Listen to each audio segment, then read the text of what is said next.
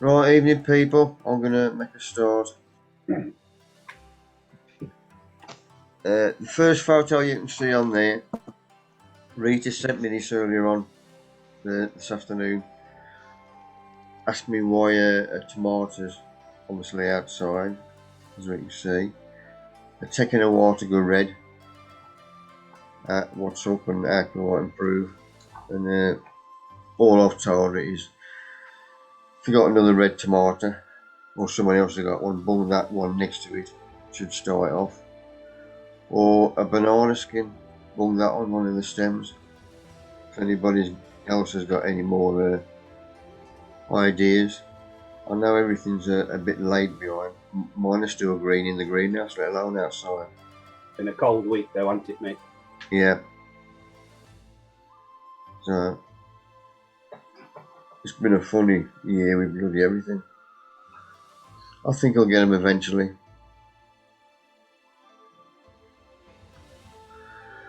Thank you. I'll try the banana next to it. Sorry? Thank you. I'll try the banana skin next to it. Yeah, brill. Cheers, Rita.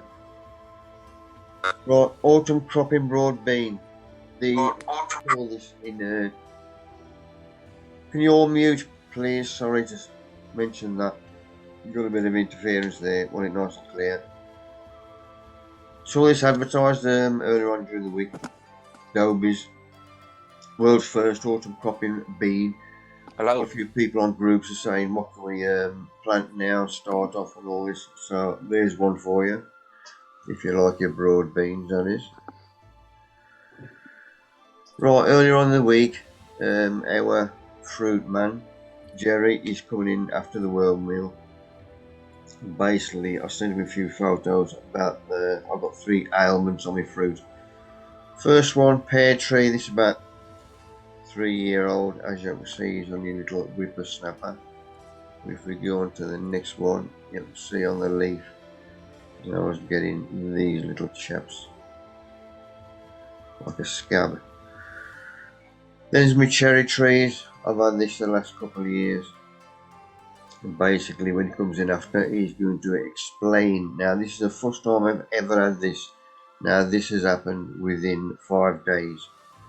The grapes in the tunnel was doing superb. Then all of a sudden, as you can see that one there, and the end of that one, and that one, in fact, it's all the way along. See if I can zoom in on that one there. But I've never had this before. I mean, obviously, if they grow as I am, because I need me fruit for a collection of them that I put in. So if they grow like that, I should just cut the end off, as long as it doesn't. Or when Jerry comes on, if I shall ask him if I can cut the end off there, will I get rid of it or not? Well, I'll see what he says anyway later on. But that is a new one on me. Right, Gladys, got rid of these last week off that bed, bung them down the side. Also for next year, I want raised beds all down this side here. So that comes the full length of that. And that doorway is blocked up now, so I shall have a raised bed there as well. The missus had to bring the seat up here. Sorry, pet. Right, loads of Gladys opening up now on the plot. That's my velvet, what I call velvet. Say name velvet. I've got quite a few new ones this year, but all these are early as well. Staggering these. I've also had mates send me Gladys. This one is from. This is from Rog. He sent me these in. He's got a good garden. He's a good all-round gardener. Got a good setup. Nice vase of Gladys there. This one is from Andy. In our gardening club, that's his first Gladys that opened up. Julie sent this one. Nice little chap. I think these are Paul's. Yeah. Paul's on our allotment. He's got quite a few open as well, and he sent me these. Some rasy pudding, and there's his chilies.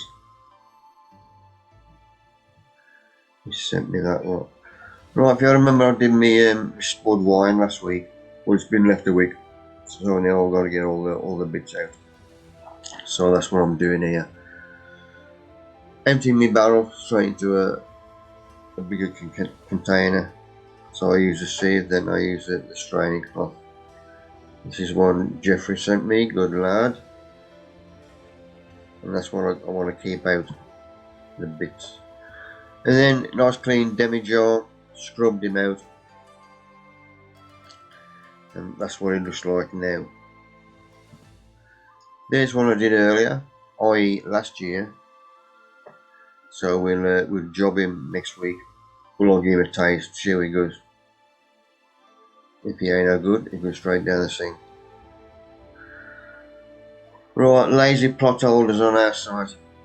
Somebody says, when are we getting another load of osmuck? I said, there's still osmuck there. He says, no, there isn't. And this is a photo again.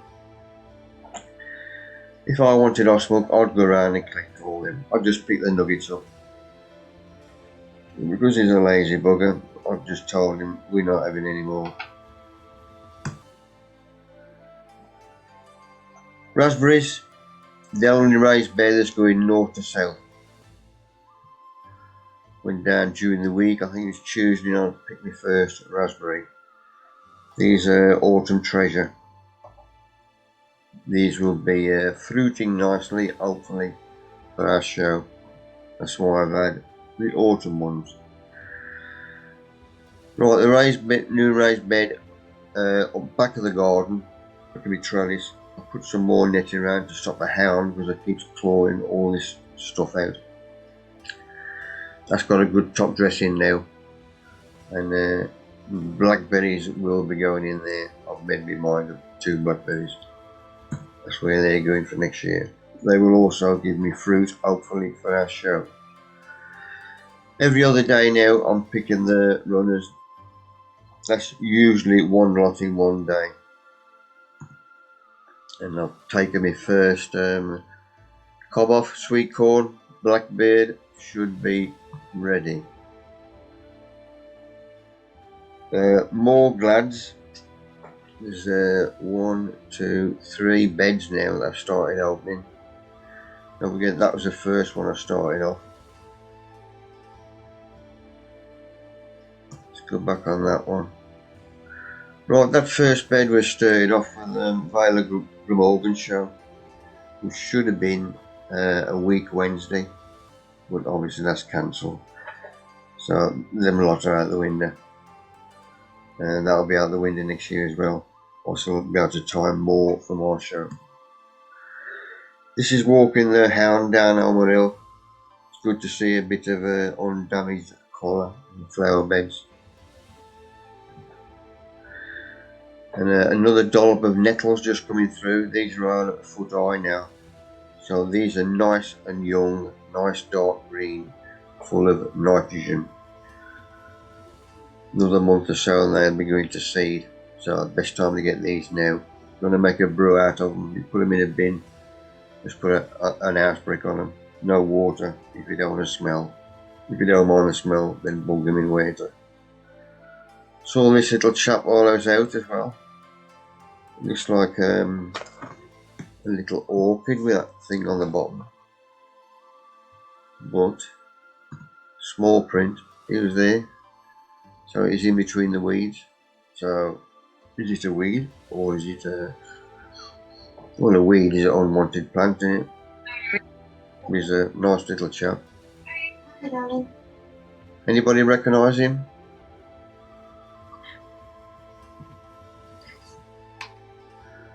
Something else I had for my birthday last week was these lights, solar powered lights on the panels. So I got them all the way down the side now. Got them up this side. I'm going to get some more of them, but up the back and down this side as well. Keep the peace. Sweet peas are doing well, and my climbers. That one there, well, that plant there There's a climb that way from Keith earlier on. So he's coming up and going that way, and that one just reached the top. So I should send him that road. My last delphinium, he looks a bit bedraggled, so we're going to take him out. Which I have done there. Pretty close up there. You can see where I've chopped him off with the secateurs. And looked after the new growth, which has started already. Right, that was the first one I've chopped, and you can see the growth he's put on already. That's telling me we're going to get another second flower again later on in the year, like we did last year. Sweet peas are doing well. They've gone across one and a half panels now. I should be doing all these again next year. Putting a couple down the back, and they can climb up and hang on to whatever. But next year they will all be scented sweet pea. Climbing spinach, which is in the tunnel, is going haywire. As you can see, he's hanging on to everything. Obviously we're still eating him. And the dwarf cucumber, I've got a line now going across. He's going across the top of the tunnel. Right, that's my trial pepper. Meaning I'm in my own grow bag out of my own compost. So that one is growing in my own compost. And there's a trial what he's up against. That's the clover compost. So I never had two plants the same size to start off with. Obviously mine's a sweet pepper, he's a chilli. But mine's on par in your own. So it's still doing well. And that's the evil looking chap, which is on my chilli. In fact, I should get him from tonight. More photos been sent in. This is mate Roger again with his sweet peas. Focus. Just have to get him to give us a tour of his back garden. He sent us this lot, and he does his own honey as well. Quite a few people now doing their own honey.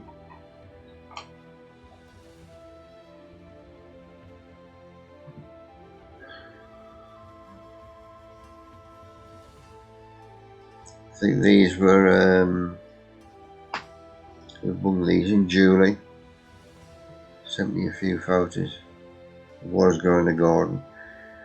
She also asked me to thank Colin. So I remember earlier on in the year, he told us how to take future cuttings. And these are two from that event. So Julie says, thank you very much, Colin. Good man. Where Dahlias has got going. And a few more roses. Nice to see. Not many people do the roses nowadays. That's one of her colours. Right, she put this on because somebody mentioned earlier on. Well, I had it, the lily beetle. That little red chap that yumps all your lily plants. And this is what she uses to kill hers. And having a quick look at that, I thought that was Bravado, but it isn't. Because I've used Bravado before. This is Provanto. See how they do that? Make you think it's a good one. So if you got them, well, it does job: aphids, leafhoppers, scale insects, and whitefly. Protect garden, that was from. So if you get the flea beetle or lily beetle like I do, that's your chaps. Also spring onions got up, collies and calabrese. Thank you for that, Julie. Right, let's get on the wheel. Get this out of the road before it disappears. First one tonight is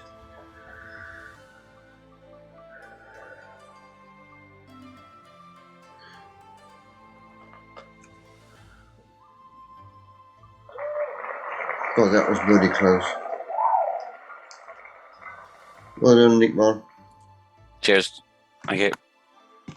Next one.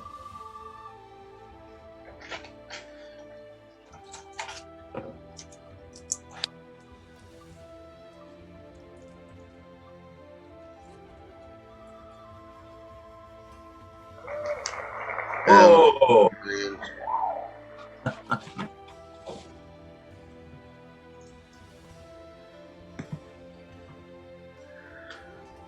Right, this lot. Cumberland Brandy. is that what they've just won, Mick? Sorry? Is that what they've just won? No. Did it get stirred up in the post? Cumberland Brandy, this is one of the best I've ever made when I did this originally. And it's won quite a few prizes. So, it's nice and clear. I think it's been jobbed about 8 months. So, nice clean white bottles. Make sure my corks fit in those bottles. So I get the corks that do fit in them because they're different. I think you see that bottle there, it's a different shape to these two. So these two I bought from Wilco, which are proper show bottles. And that one I've had summer doses in it. But you've got to check if you use other bottles that the corks fit. So I'll make sure the corks do fit. Then I bung them in water and put that on top of them. So it soaks the corks for a couple of hours. I do this on the afternoon and then usually bottle it on the night. Then the corks will have a good fit in the bottles. Right, draining out, obviously you got to get that eye out of this lot. Get the bottles ready. And my jug at the end for any surplus. And the surplus, I did manage to get another bottle out of that lot, which I didn't think I would do. Obviously, you've got to get the dregs out. You've got to get the wine out before you hit them dregs, because this has got to be clear as a whistle. Which is what I've done there, and I managed to get 4 out.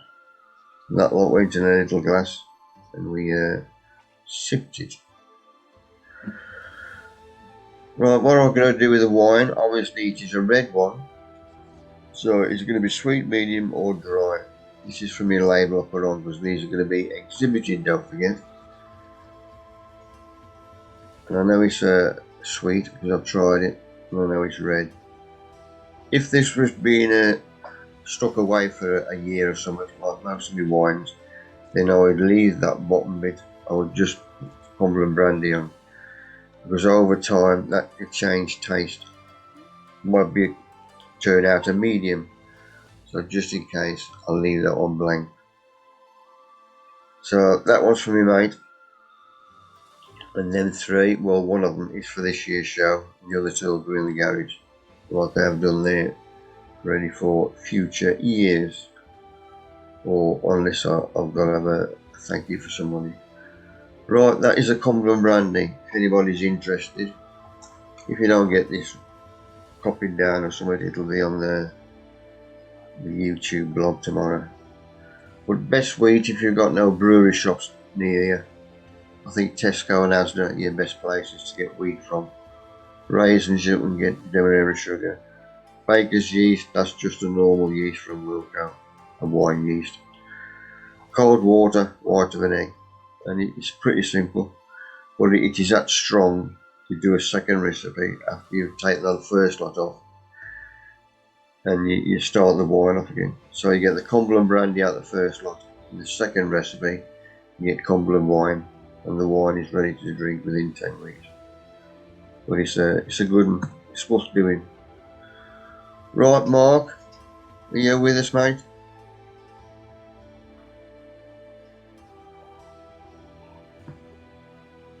Mark, am you there?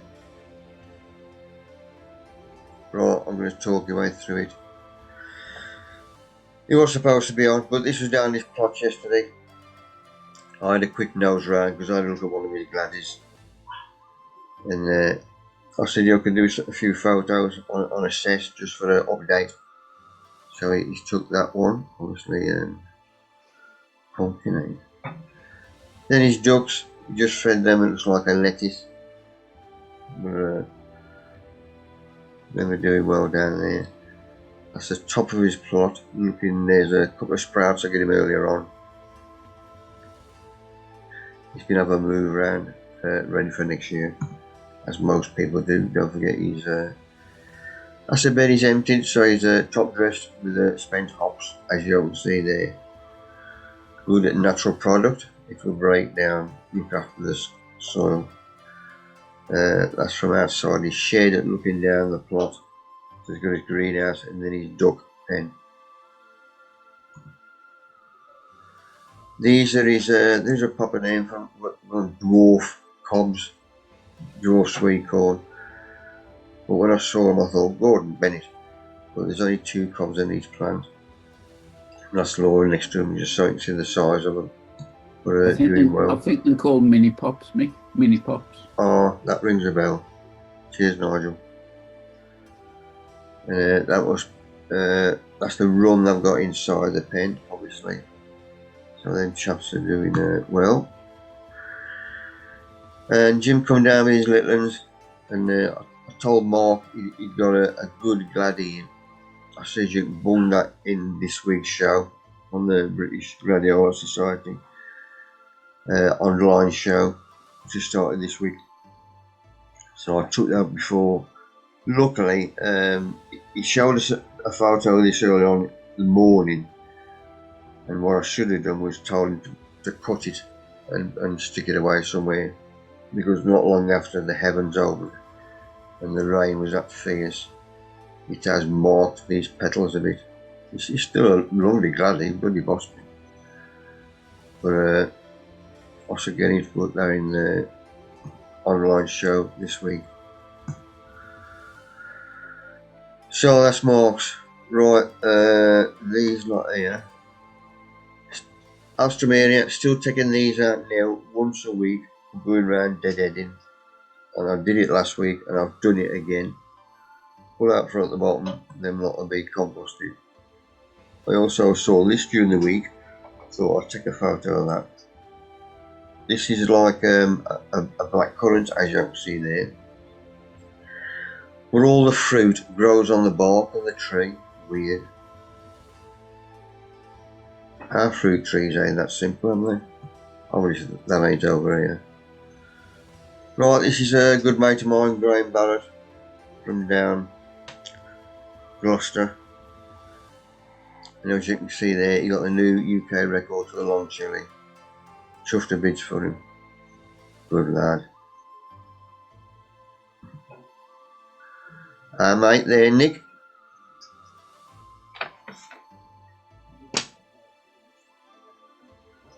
Right, preparing for me talk to Donegal Road Allotments, Sutton Coldfield. Because I'm flogging me Epsom salts, I have my own labels on, which look a bit naff. So I've had these printed off, obviously to printers. I have spare stickers off eBay, and just give them a load of sheets, and they print them off for us. Right, then this was during the week.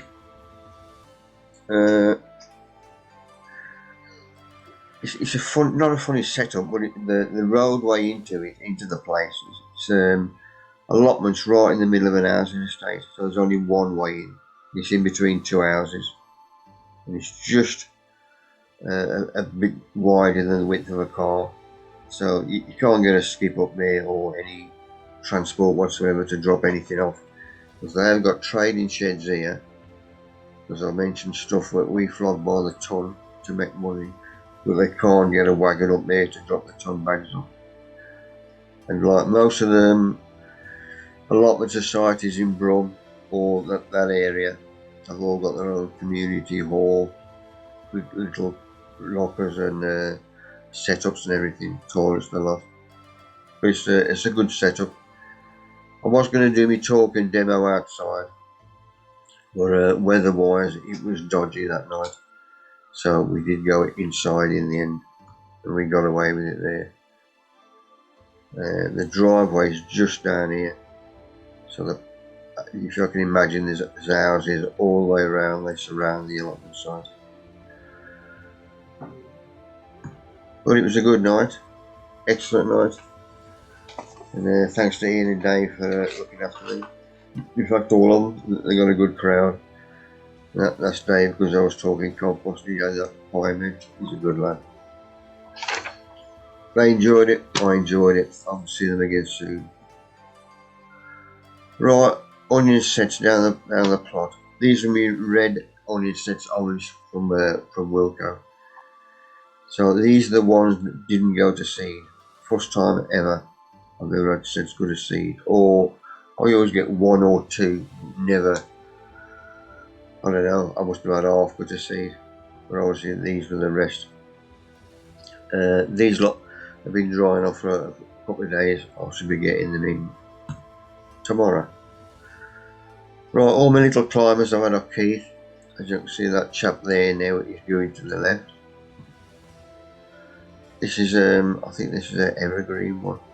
He's just got to the top and he's about 10 inches across that way. He should meet the sweet peas that are coming along this way later on.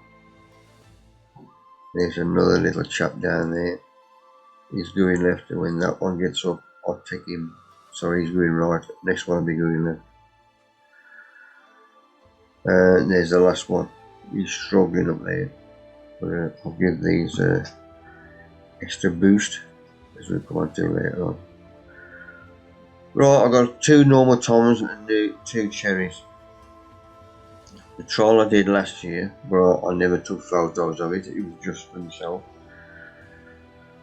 So, but it did work, so I'm doing it again. The normal tom, I had a spur to the bottom, so I've just let that one go as well. Exactly the same I was mentioning last week. All the lower leaves below the first truss are taken off. So he's growing up. On my next normal tomato, anything off the bottom, I've just took them off. Just showing you what weight you can get from one plant by leaving that extra truss on the bottom for the next one. And then my normal cherries in the middle, I'm just going to be haywire. But I thinned these out a bit because I want a bit of air movement. Right, during the week we had our first skip. On the allotment side, this was probably half full within a couple of hours, as normal. Being a good egg, these were the disabled plots for Alice House. That cleared all the beds and thrown all the rubbish on this one. So I took all the rubbish myself and Clive and bunged it in the skip. I should have took a photo of their grapevine. It is doing superb. Twice the size of mine. I don't touch it, talk to it, fill on it, nothing. It shows you, leave them alone, they will look after themselves. In fact I went round all the plots because I've only got 3 cobs on my sweet corn. It's the least I've had for years, so I started walking around, and then these only got 2 on each plant. So whether it is that funny old year. Nigel, how many you went on yours? Short of normal or still early to say? Which Nigel are you on about? You, mate. Are you doing sweet corn? I've not done, first time this year, I've not done any sweet corn. Oh. On behalf of Nigel's, can I say I have got some sweet corn? And Yeah. I've only got 2 or 3 on as well. I should say it was that cold spell earlier on. Well, we had the summer, didn't we? Then you had the cold nights, and it knackered everything up. But right, straws. These just started coming back into flower again, which is good for me because I want them for me show as well. And this, I think it's called is it a leandai or leander or something? Little red flowers on. I had one on the top of the garden, one at the bottom. And last year all the leaves was curled up with rust. So I chopped a lot off, but they have started coming back again. So hopefully it'll be alright, or they will be alright for next year. And this is another new chap that's opened up. I don't know what the name of him is either. Is that Agapanthus? Yeah, Agapanthus. Real, cheers troops. So that's another new one, opening up. And I saw this bugger during the week, up the garden. So I shouted at him, so he crapped himself. Then I put the crap in the compost bin and cleared him off. Look at his little face. Jerry, are you on, mate? Jerry was coming on about now, 7:30. Nick? Yes. Nick? Am I on? Can anybody hear me? I can hear you, Colin, yeah. Oh, right. Okay. Yeah. That's good. Mick, just a quickie, on that first slide you showed with your pear, Yeah. I had exactly the same problem with mine.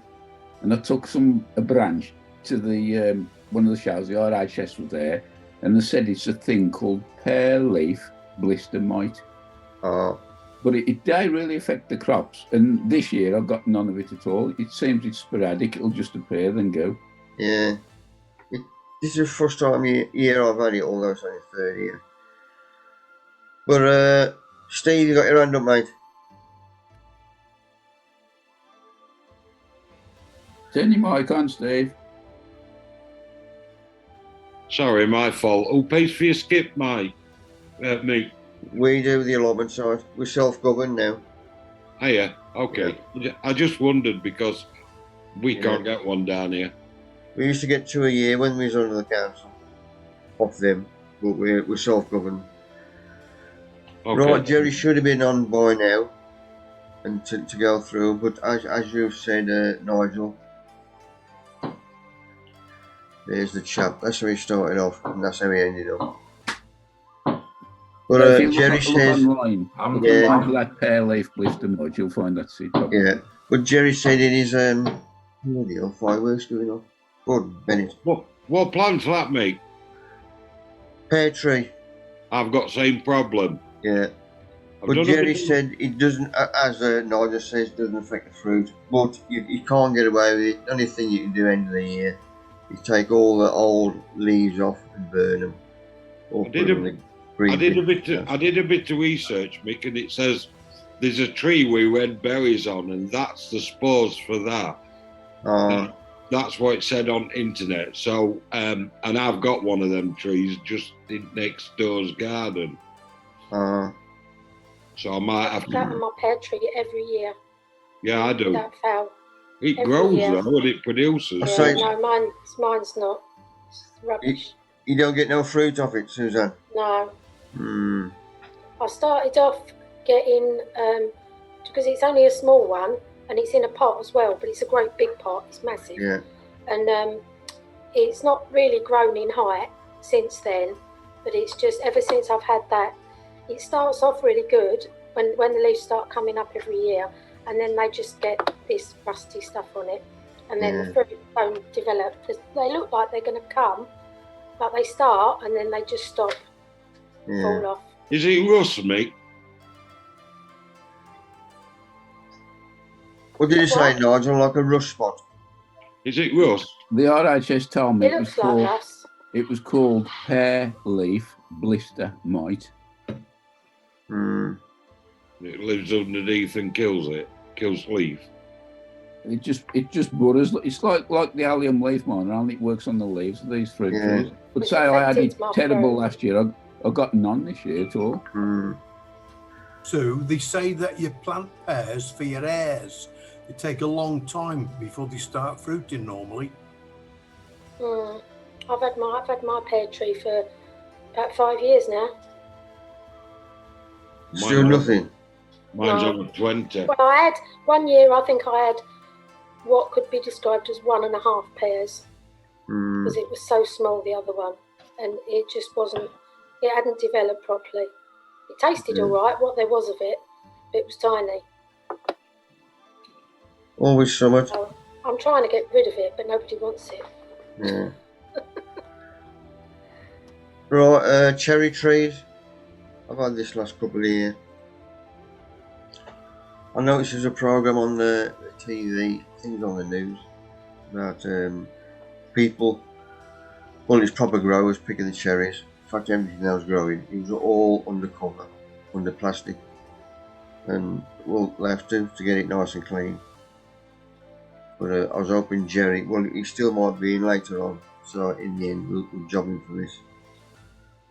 Anybody else have that on their cherries as well? And there's a few on our side. Not me. And that one I've mentioned before, Anybody got a clue about that one, or ever seen it before? I've never seen it before. I've got it, but I don't know what it is. I've been trying to get hold of Jerry. I can't send him pictures by email, so I requested a Facebook friendship, but he hadn't responded.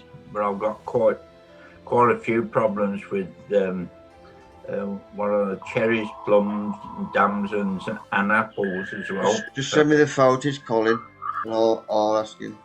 I think that's called black rot on the grapes, Mick. Mm. Can you go back to the one before, Mick? I've just seen your grapes at the minute. That's a cherry. That's it. That's what I've got. And all the leaves are sort of go brittle. Yeah. And I don't know. And it looks as though it's affecting me. It's very my plum. Let me see, my plum.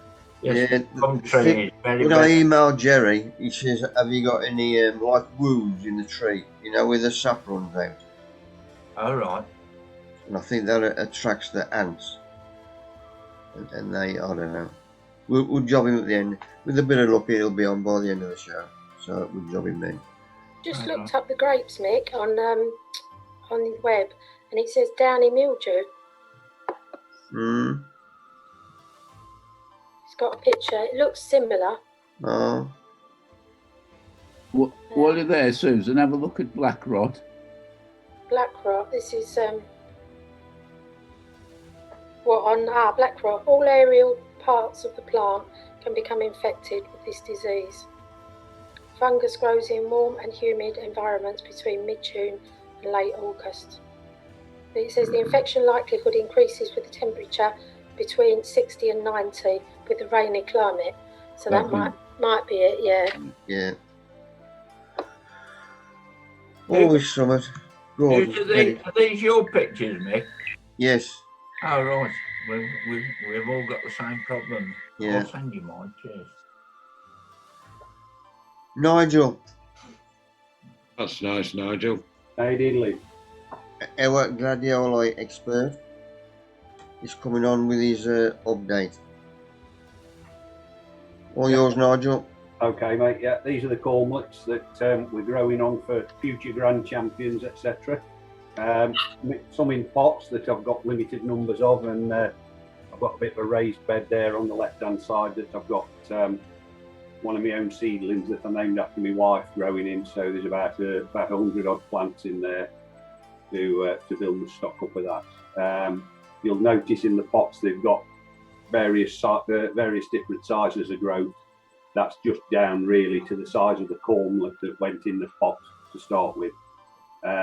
Just for those of you that aren't aware, the cormlets are the little baby ones that grow around the base of the main corm, and it's basically a vegetative propagation. So if you take the ones off a red one, they'll all grow red.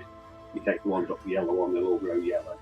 And if you take ones off a diseased one, they'll all grow diseased. So it's a way of keeping clean stock and keeping the varieties that we want to keep. Okay, excuse me. This is the first one to flower. You don't usually flower them in the off the cormlets, because all you're looking for is to build up a big corm or bulb for next year. But I always let them sort of just show the heads a bit, so I can make sure that what's in the pot is what I think is in the pot. This doesn't really show you the true colour of it. This is one called Flod, and it's probably 50 years old now, I would imagine. Bred by a guy called Eric Brown in Southport. And it's actually is brown. It sort of shows up a sort of red maroony colour there, but it's actually a good solid sort of mahogany brown colour when you see it in the flesh. Very, very pretty thing, and always the first one to flower in my lot. So took a picture of it and then popped it in a garden in the house. Excuse me. So as you can see there, they're growing quite well and strong. There's a flower spike just showing there on the right hand side. So another few days that will begin to show a bit of colour, and then it'll get nipped out. It sounds a bit vicious and nasty, but as I said, what we're looking at is producing the bulbs rather than the flowers on the see they're in big 30-litre buckets. Struggled a bit last weekend and a few days before when it was really hot, because obviously the black buckets attract or absorb the heat, and they were feeling sorry for themselves a bit there, so throw plenty of water at them just to try and cool them down a bit, but a bit happier this week. So. Just on that one, Nigel, when you say as soon as he starts them open, so you know he is what he's supposed to be, you then snap him off the flower head. Yeah. You leave everything else on, all the leaves. There's as much leaf on it as you can get, but every one of those leaves is feeding the bulb underground, ready for next year. Oh. So I'll nip out the flower spike itself, but leave all of the leaves on them. Yeah. Brilliant. And this is, as I say, the raised bed with my own one of my seedlings in it. It's called Alice and Elizabeth, and as you can see, it's the first one of the corn, which is going to throw a flower spike up there. I'm going to let this one flower and take it in the house for a ladyship. It's a nice sort of pale primrosy yellow thing, and you can see as the flower spike grows up, it's tilting towards the right. So when it gets to that stage, you know that the canes that you're going to use as supports go in the other side of the back, on the left-hand side of it. That's him down there. Yeah. Can you just quickly explain what a seedling is, please, Nigel? Yeah, basically 2 named varieties crossed with each other to produce a new variety. Excellent. This one is, or that one is a cross between one called Pink Elegance, which was a big pink one, and one called Frosted Cream, which is a large cream-coloured one. So it's sort of veered towards more the cream side of things than it has the pink side of things. But you know, for every 100 seeds you sort of sow, you'll perhaps get 1, 2 good ones, and the rest are, you know, in the bin jobs. Yeah. So this is down on the plot itself. I'm way behind you, Mick, on flowering, but that's probably, well, it is. It's down to the fact that I didn't plant anything until I think it was the first week in May I put the first ones in, because last year the Gladiolus Society cancelled all of their shows. This year we have actually rescued sort of 3, but 2 out of those 3 are well into September. So I planted late, trying to get flowers that will sort of hit those shows, and sort of sacrifice the first show, which is in the middle of sort of August, third weekend in August. Sacrifice things a bit for that one. So I might have a few for them, but not particularly masses of them. As you can see, there's about 450, 500 plants in there, and there's only actually about half of the canes up to them at the moment. So. Yeah. And just the one solitary flower right there at the back. Nigel, you got your hand up, mate, for a question. A quick one there, Nigel. You mentioned about seedlings. Yeah. How do you actually cross them, and how long does it take to get the new plant? Is it the following year? Right, so basically how do you do it? Same as you would anything else, pretty much, really. You've got two varieties you want to cross. Basically, the mother plant, which is the one that is that you're going to cross onto, that will actually set the seed pod. That tends to sort of give domination as to the form of the plant. So if you've got a particularly tall variety, and you cross something onto that one, that a lot of the seedlings, or the majority of the seedlings, will be sort of tall. The one that you're taking the pollen off tends to sort of give you more of what colour you're going to get. So if you cross a red one with a yellow one, although you will get so many yellow seedlings and so many orangey type seedlings across of the red and yellow, the predominant colour in your seedling will more than likely be the red that you've taken the pollen off the father plant. So basically, your flower spike develops on your mother plant. Usually what to do then is nip out most of the spike and just leave 3 or 4 flowers And then you've got your female reproductive parts inside your plant.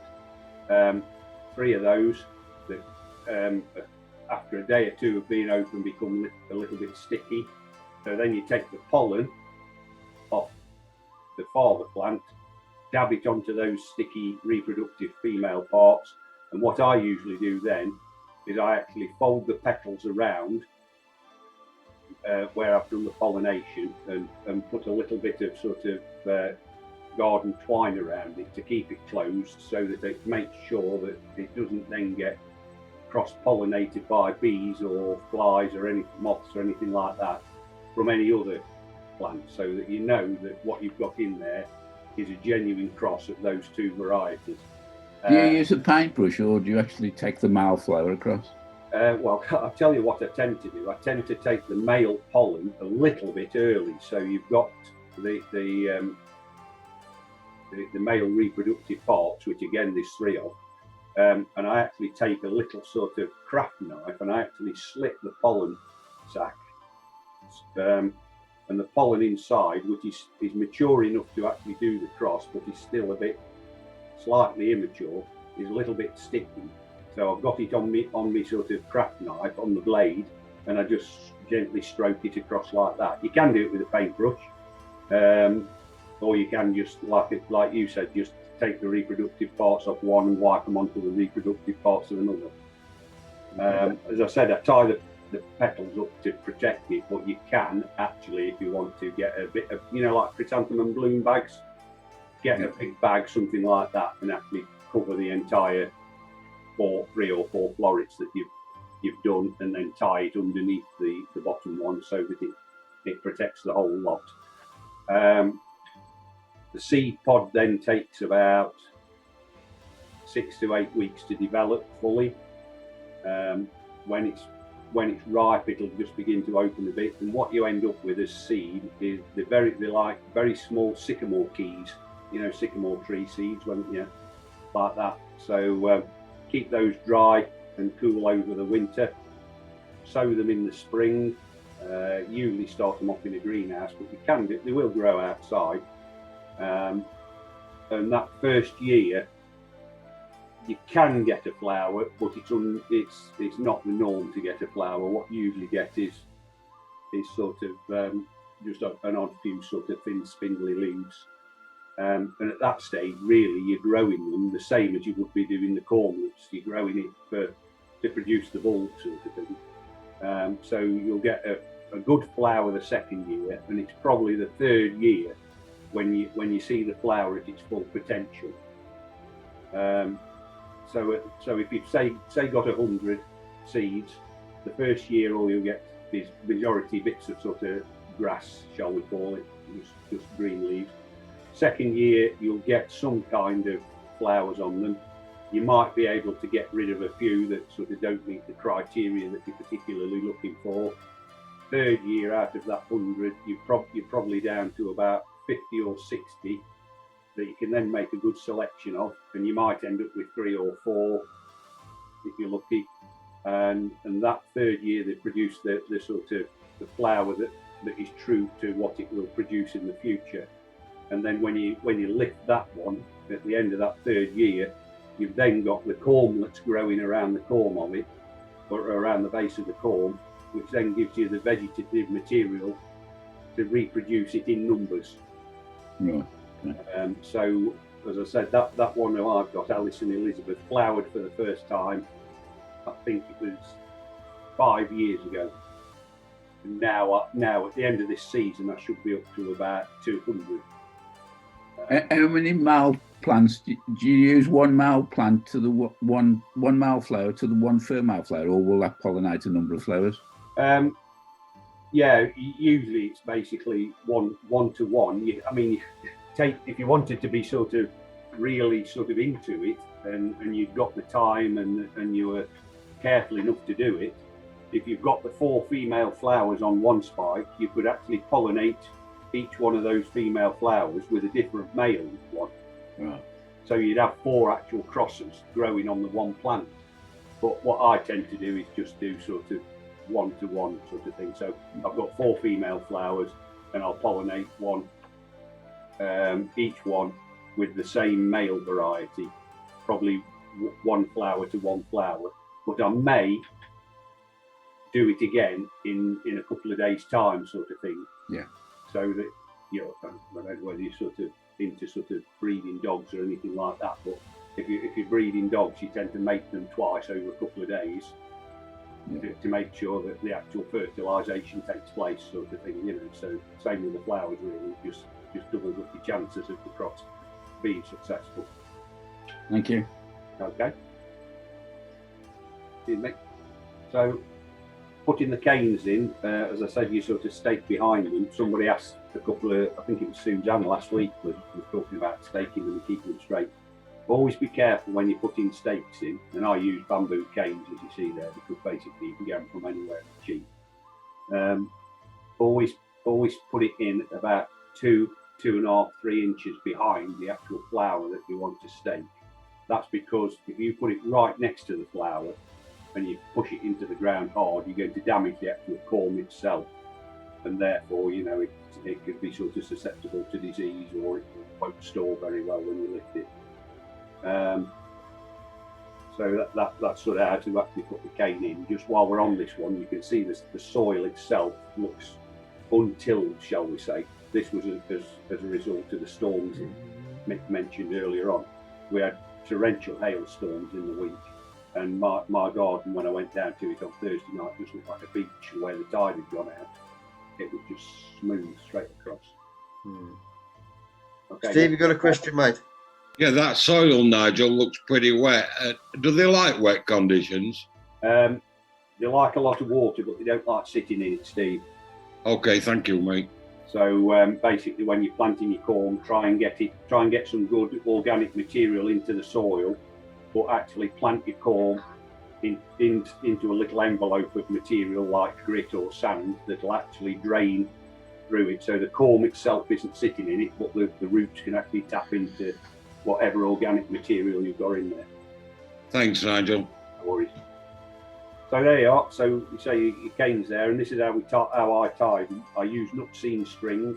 I always make sure it's nut seam string. I got caught out buying some cheapo green twine a few years back.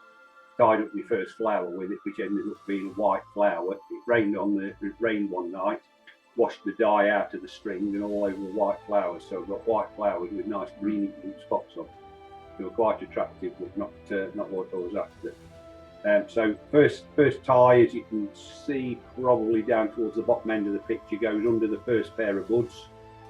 And as they separate out, every 2 or 3 pairs of buds, I put another one in, and then you gradually sort of pull it back and tighten up to the back of the cane, so that it keeps it straight. There's 10% of the marks when you're growing a show flower go towards straightness of stem. So it's worth putting a bit of effort in to try and keep it straight, isn't it? And as you can see there, that's the bottom of the plant. It's, instead of being flat like a normal leaf, it's just beginning to swell out a bit there. That's the sign that the flower spike is coming up from underground. So it comes up through the middle of the leaves, spreads the plant itself out.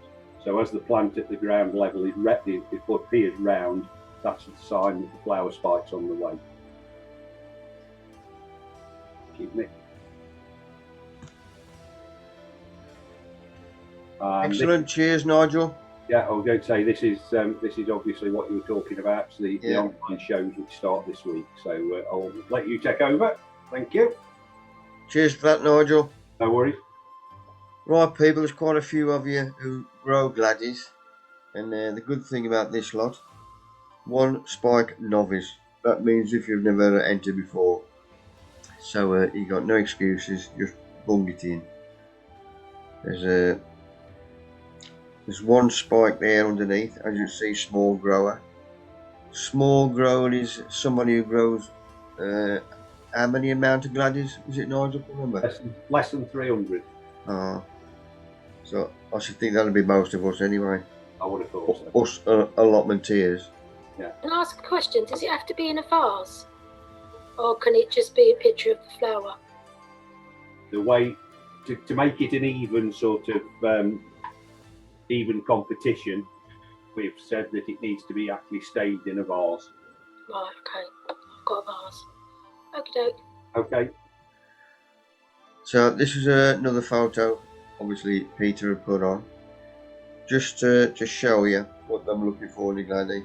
This is a giant 500, as you can see there, and as Nigel just mentioned, straight as a die. Obviously, don't forget these are professional growers. We ain't going to get nothing like that. That one, Mick, just if anybody's interested, Alexei Romanov is its name, but it suggests it was actually bred by a guy in Russia. We used to have one of our guys had contacts all over the world, and people were sending in corns here, there, and everywhere, or from here, there, and everywhere, and he let a few of these sort of go out and about. And this one's a real nice one.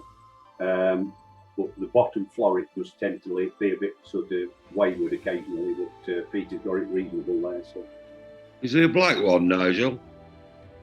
Well, that's the question, Steve. Rumours out of Holland are that there is a true black one, but it was sort of a little sort of spindly type of thing. So they're trying to sort of hybridise it onto other ones to get the more standard glad that we know in the black colour.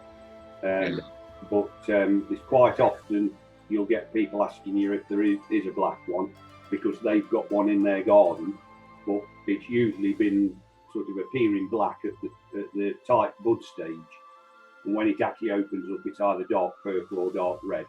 So as far as I'm concerned, at the moment there isn't a true black one.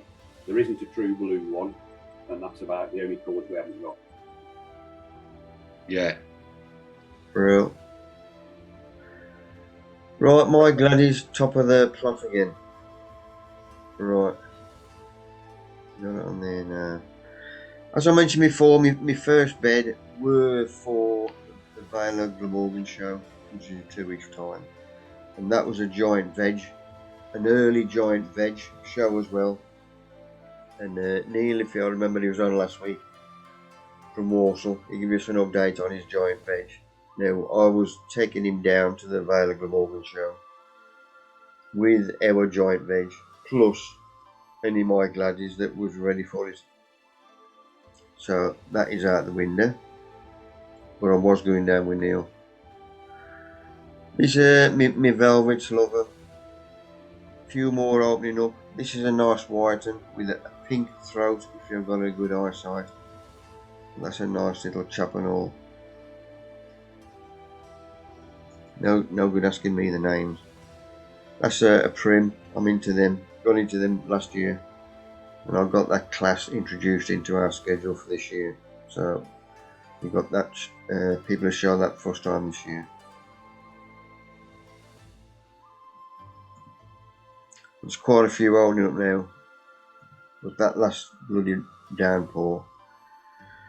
And these lot are coming together. Here's another nice little chap, similar to that other one, another white one, with a lime inner.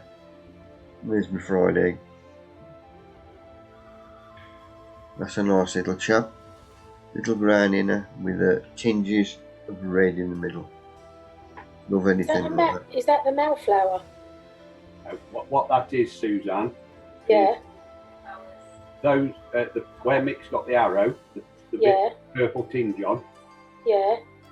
Yeah, that is. Yeah. That's the pollen sacs. Yeah. And these, the other three, are the female reproductive organs that receive the pollen. So what I do. Oh right, okay. I forgot to sort of say to Nigel when he was asking me earlier on, is when I'm doing a cross, I actually remove the male pollen bits out of it and just leave the female bit in there. Right, okay. So it's all in the same flower then? Yeah. So that it doesn't self-pollinate itself. Right. Yeah, I get it. Thank you. Okay. Somebody bunged that on during the week, so I borrowed it. That's a good one, isn't it, eh? Chap's just after school, saying to him, look after yourself, chap. There's my fried egg. This is another nice one, like. Nice bit of pink on the bottom.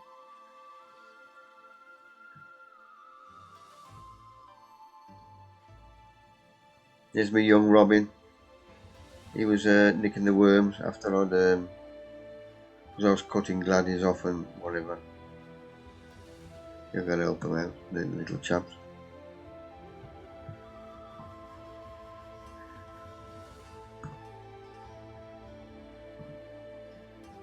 So these lot, if I'm any good, I should take a photo and get them in there, because we've got all week to put a flower on. That's a good thing about this online show. If you got one, a good one, and he ain't opened all the way up yet, you've got till the end of the week to put his many away. Mick, while you're on there, just on about Yes. timing for the shows and stuff, bear in mind if you save any acorns from year to year, they'll probably flower about 7 to 10 days earlier next year than they did this year. So if you want some for an early show, then put your older corns in first, sort of thing, you know. Oh, that's good to know.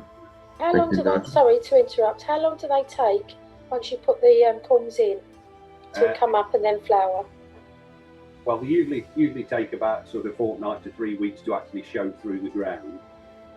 To actually flower, it can be anything between about sort of 75 to 120 days.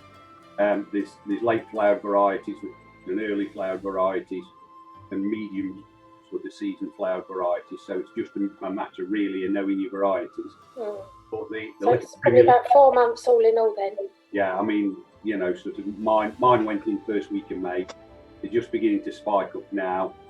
The last ones I planted went in at the end of May, and they'll be finished by sort of mid-September time. The smaller the flower it's got to produce, the quicker it will produce it. But obviously, there's less growth to produce a smaller flower than there's a bigger one. I'm going to try and do some more next year. Thanks. And then obviously still pot luck with the weather, same as growing. Anything else? Yeah. You've got that against us as well. Yeah. All depends on variety, weather, planting time. Even in the night time, temperatures can be a big factor as well. As the nights start getting cooler towards the end of October and into September, you'll notice that the actual opening up of the flowers will slow down tremendously. Whereas in the something where they'll open up sort of 2-3 flowers a night. In the sort of September weathers, it will be 2-3 flowers over the course of a week. What's it, Nigel? What's the situation regarding? It was something you touched on 3 or 4 couple of months ago regarding the commercial supply of corns next year. I think you mentioned suppliers were going out of business and it was going to be difficult to get hold of corns. As I say, show glads have definitely closed down. I think Western Gladiolus down in sort of Somerset, I think they're still sort of thinking about it. But the rules that sort of Brexit brought in have made life very, very difficult for them. But I did try a guy in Wales called Rob Evans at a place called Pheasant Acre Plants, and although he'd not got the sort of range of top show varieties that show glads had, he'd got some good Dutch varieties in sort of stock, or he did have. And I tried, just as a bit of a test to see what this sort of service was like, I ordered 2 lots from him, and they're some of the best plants I've got on my plot. All right. So that's. I just wonder what the situation was going to be like going forward, because it's going to be a struggle, I think, Colin. That's why I keep saying to people, grow a few of your own on from these little cornlets, so at least you've got the varieties. Lovely. Cheers, Nigel. Nick, Jerry's on now. In case you didn't know. Yeah, I'm definitely on. Yeah, I'm definitely listening with interest again. I saw some fantastic gladioli at a show I was judging at yesterday. Really good ones. And I'm not an expert, but I tell you what, they were almost best in show. What show was that, Jerry? That was down here in Dorset. It was the Studland Horticultural Association. Getting back to judging the small shows again, which is really fantastic. We've seen some really good fruit and veg. Oh, good man. Hang on. Probably better than that. But they were. I should hope so. So there's my collection of 3 I'm putting in. That's one of them. Them will be in later on. And there you are, Suzanne. You can see the top of the vase and the top of the gladdy. That's what they look for. But obviously he's a bit different colour to them lot. So I should be down pointed for that.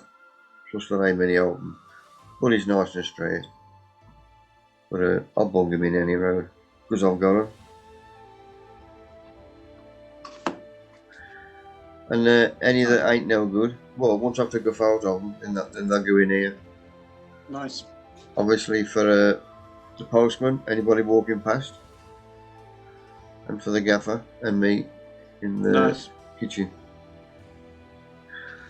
Right, raised bed, top of the garden. This is where my tunnel is here, and then my shed. And I used that as a lean-to, the wall of that shed, and built my raised bed.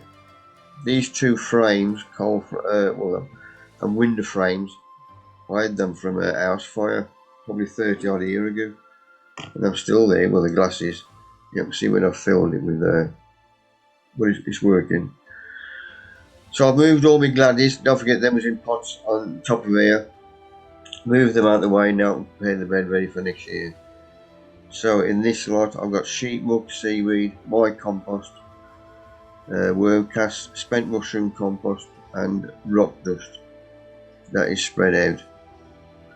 Slightly hand forked in, but only slightly, more mixed, and then it is given a very good soaking, i.e. 10 minutes, quarter of an hour. Cover goes back on, let nature get ticking away. Right, this was probably Monday or Tuesday, early on in the week. This is me Epsom salts. These are going on.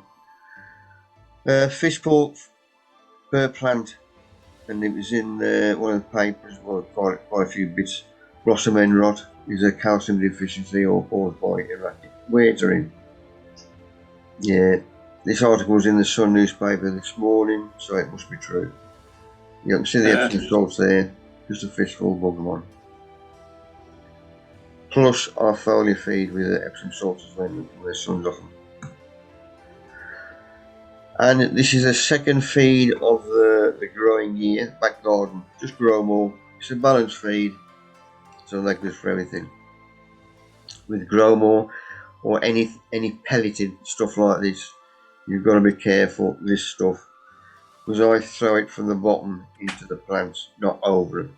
Because if you get any of this wedged in a leaf, and you get moisture on it, you got chance of that scorching the leaf, whatever, knackering the planters. So them lot get fed when they forecast rain on the night, and that's when I did this during the week, and we did have some rain on the night. Another photo of the gladdies in the kitchen. See that little chap? Nice. Love them. It's like velvet. They ain't much cop for an exhibition because they've got gaps and I've got holes everywhere, but I still love them. Love the flower. So there's a hound. I'm going to get the paper again. So now they've got gladdies. Having fruit on the front. Anybody grow succulent ass? You ask me where you get them from. I saw that and licked that during the week and all. Right, my spuds which I've grown in tubs this year. There's one that can lift out and just take the spuds off.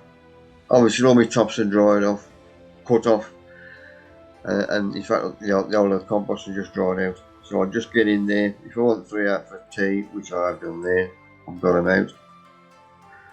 Get my carrots out, still the same tub, still getting enough out of there. Don't forget it's only me and the missus and the hound. Just clean them off with my hand under the tap, because they don't touch any soil. There's no markings or very few markings, and we eat the skins anyway. Runners and tea, look at that. For a change, we had sausage and bacon, first time ever, with a gravy dinner, and it worked out well. if you don't like Make me it. feel hungry, Mick. You make me feel hungry. Chop it up. My dinner's not till 9 o'clock, so I'm starving. Oh, you're all right. You'll be done by then. Right, pot leeks in the tunnel back of the garden.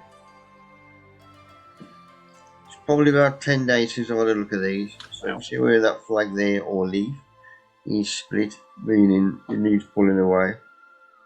Just having a look, make sure there's no rotting or anything on the bottom. So I've taken the old leaves off, then I've gone right down to the root plate, just about make out the roots on the bottom. And it is nice and clean. Plus, Steve, you got your hand up, mate? Can you just see that you've taken that leaf off? Yes, because it's nice and it's got a good shape on the bottom. Do you lose points for that? You can get down pointed, yeah. Okay. But you want that blanch, don't forget. Yeah. To do blanch up anyway. So once all the old leaves are taken off, they earthed up again. And then earthed up again with straw. So that earth and that straw is helping to blanch that. I have got felt collars, which I could also put on to even help it out even more, to get rid of any green streaks that we'll go on to later on. Right, 3-4 beds now. I'm glad he's open. I've just opened. There's only one bed behind me, and when I go to the back garden, then I'm going to have some for a month's time, which I don't know, is potluck. That's why I want to get rid of these early shows. But he's a nice little chap. He'll be going into the online show as well. Right, these lot which come all together, because I was in a rush. What day was this? Friday. What I forgot to do was take 3 good ones out, take a photo of them in a vase. Instead, because I was excited. I got me one cob up and my runners. I took them up the old folks home again. Give them up there, because they enjoyed them last year. So now I've got extra gladdies, i.e. pointing out and to us in the kitchen. Right, me corn on the cob. Looks okay. Nice dark beard. That's what I'm looking for, normally. But he hadn't fully developed all the way down. Whether this was our loopy weather again. But I know Mark said earlier on, he's picked a few which did have a black beard, and he's got exactly the same thing. So I just put it down to our loopy weather. Jim was down there trading shed Saturday with his kids, and he should have come to a birthday party, and he bought me that. That was cancelled, so he bought that down, and his kids had done the birthday card. Amy, Ava, and Abby, he's a good lad, and his kids. So there's the missus bit, there's my bit. Good dollop of butter. Getting close, boss. I don't know where I had him from, but it's the first year I've had it. And there's a nice orange chap. Right, little shopping this morning. Which is when I do my shopping. Loads of veg, plugs, plants, everything. Quite a few people asking during the week, what do we start off now or plant ready for Christmas? Well, here's your answer. So if you start it off now, you've got a chance. Start it off. If you start seed off now, you've got a chance of getting nothing for Christmas. With these, you will do. We've got carrots, cabbages. There's all sorts of greens in there. Spinach, another lot here. Kale, lettuce, and round the side there was loads of courgettes, stuff like that. So little have got them in, if you need any. Right, talks have started coming in, the ones that because the COVID crap's getting that out of the way. These and the ones that are cancelled or had it on hold. This is now on for definite. So if you live near Newark, Nottingham, 15th of September you're free, or Shrewsbury, Welshpool, Oxford, and then one of my first ones next year is Hook in Yorkshire. Looking forward to that one. And that's it, people. Jerry, while I got hold of you, we talked through your Stop the share. We talked through them photos earlier on. So let's say the first one with the pear tree, if you remember. Blister, is it? Yeah, that's you got the picture? That is pear rust. Get it again. Yeah, I've all seen it. I've all seen the picture. Yeah, it's beginning to spread around the country. It was first noticed in the south about 10 years ago, and there's no cure for it. There's nothing you can do anyway, and it's beginning to spread out the country. And the fact you've now got it, Mick, where you are, shows it's getting up a bit further north, and it will cover the country. There's no cure for it. It does attack pear trees. I'd like to believe it does no damage to pear trees. But my experience, it does weaken pear trees, and over a period of time, pear trees possibly will die. I'm beginning to lose pear trees as a result of it, I believe. All I can say is that at the end of the year, when the leaves fall off, take them off site, burn them, take your local council tip, don't compost them, of course, and see if you can keep it under control. But there is no cure for it, and even the commercial growers don't have a proper chemical cure. I'm personally pleased. So that's pear rust. It looks nice, but it's considered by the RHS not to be harmful. Yeah. Lovely. That's the first one, Jerry. Next one was the cherry tree. The cherry tree, well, that was interesting. I asked you a question this morning. I don't know if you got back to me on it, so I've been out all day. Cherry trees, like plum trees, are very, very subject to what is called bacterial cancer. It used to be silverleaf, which is the killer. It's now bacterial cancer. And the various signs of it are you get holes in leaves, which is called shot hole. You tend to get leaves going black at this time of the year, and you may get some ooziness of sap coming out the bark somewhere. Yeah. Any sign of that happening, Mick? Yes. With a sap that is bacterial cancer. Oh. Bacterial cancer, I'm afraid. On modern rootstocks, it's impossible to cure. On the big old cherry trees, the trees grow out of it. Once a tree has got bacterial cancer, it will die, I'm afraid, probably within 18 months' time. Yeah. It's one of those things you have to suffer with if you're growing stone fruits. Yeah. I know there's quite a few. I know allotment got it on their cherries. They've had it for a few years now. It does spread around. It's canker, it's bacterial. It does spread in the air, and one of the reasons we don't prune any stone fruit in the winter, and I mean from really the 1st of September through to the 31st of March, is any bacteria can get dragged down the tree when the sap is receding in those colder months. So any time to prune stone fruits is really between sort of the 1st of April and the end of August. When the sap is rising, it'll force the disease out. But once a tree's got into it, through natural causes like birds breaking branches, there's nothing we can do about it, I'm afraid. Yeah. It's affects apricots badly as well. With black crinkly leaves both on plum and cherry, is it possible it's something else other than the canker? Oh, I mean, totally. Don't let me think you're going to dig all your trees up. Yeah. It could be something else. It could be sunburn. Down here, when we're really getting very hot weather, we're getting sunburn on the leaves. And leaves are crinkling. It can also be caused, of course, by frost damage, because the leaves were damaged as they were growing in the season. Really, the thing to look for, Colin, is any ooziness coming out, any waxy stuff coming out of any lesions in the tree, are the split in the tree where wax is coming out of. That's really killer. You then get noticed any, but there again, I haven't particularly looked, so I will go and. You may be all right, but if you then find a severe dieback and you cut the dead branch off, you see black going through it. That suggests you've got bacterial canker in it. Right. But just because you've got black leaves, it could just be aphid damage or frost damage or sunburn. So don't dig your trees up just yet. And the last one, Jerry, was me with grapes in the tunnel on the plot. Yeah, I mean, grapes are strange things to grow. They can be very good, they can be very, very bad. But there are numbers of diseases which can affect grapes. I've seen some really bad cases of grape mildew. I was working at Hampton Court this year, a couple of weeks ago, and 2 or 3 people come in to ask advice about grapes, and their bunches of grapes have gone completely white. And that's caused by this phenomenal humidity that we've had, certainly down the south. And we had those very hot days, but very, very hot nights.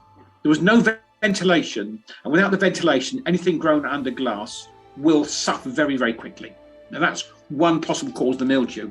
And if you get mildew, it will then result in all the grapes, in fact, dying and shriveling up. That's one possibility. There's also something called shanking, and that's SHANKING, shanking. And that can sometimes affect individual fruits which turn out like raisins. We can actually affect a whole bunch. You've got a bunch of raisins, haven't you, Mick?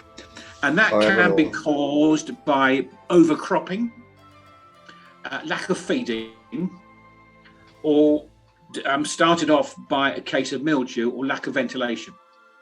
Sometimes grapes are just sheer bloody awkward. But I would suggest if you're growing grapes under cover, give them plenty of ventilation in this warmer weather, because it is warm and very, very humid, and they hate humidity. And that's another reason we thin the grapes out from the bunches as well, not just to make them look bigger for show and for eating, but to get air flowing through them. Because once you've got a drop of mildew on one grape in a bunch, the chances are the whole bunch will go over. So I think it's down to shanking of some sort, Mick. Yeah, that was my next question to you. Like most of the grapes, you started on the bottom and worked your way up. That was my next question. Can I cut that off, say, an inch above where it's gone all crap? Yeah. Will I get away with it? You certainly can do, Mick. It's very, very hard to say with some of the diseases. You could certainly try, in the same way as when we get blight, we can cut all the tops of potatoes. The spuds live in the ground for a bit. Yeah. You can, in fact, try cutting off the bottom of the bait if it's spreading, but it'll be spreading like a rate of knots, and the chances are the bacteria will already be on those other grapes or in those grapes, and it'll just grow through them. I can't tell you, but grapes can suddenly go bang. I've stopped growing grapes myself because they can be such a nightmare. Which is why in days gone by, the gardeners, when they had walled gardens, you had one boy usually a boy and a man, just do the grape house, nothing else. That was their job, to keep the grapes going, a man and a boy. Yeah. We have to do that amongst many other things, of course, now. Are you that boy, Jerry? No, I wasn't in that. No, but not grapes. No, guy. Well, one of those things I find really pains to grow. When they're grown well, they're fantastic.